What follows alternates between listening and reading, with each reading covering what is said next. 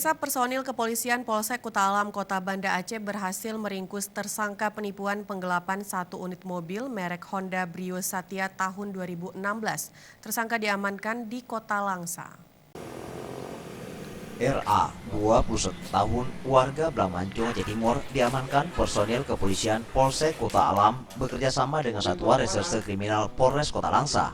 RA diamankan karena melakukan tindak pidana penipuan yang menimpa Erwin Agus, warga Menasah Bait, Aceh Besar, atas tindak pidana penggelapan satu unit mobil merek Honda tipe Brio Satya tahun 2016, warna putih dengan nomor polisi BK 1978VV.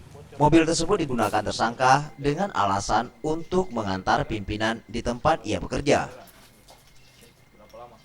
Kapolsek Kuta Alam, Ibtu Miftah Huda Dida Feduano mengatakan, pelaku melakukan kejahatan ini di wilayah hukum Polsek Kuta Alam beberapa hari lalu dan penangkapan tersangka atas laporan yang mereka terima dari korban.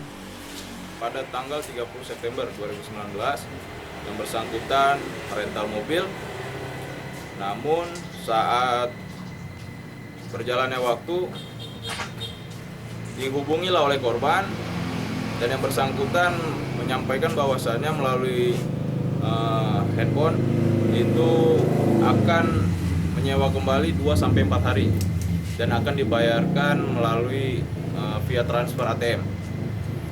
Jadi alasannya daripada si tersangka ini sedang membawa komandan. Jadi alibi yang bersangkutan.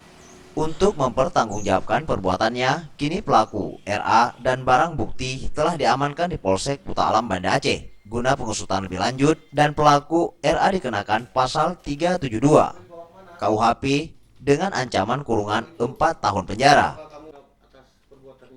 Tim Liputan Aceh TV.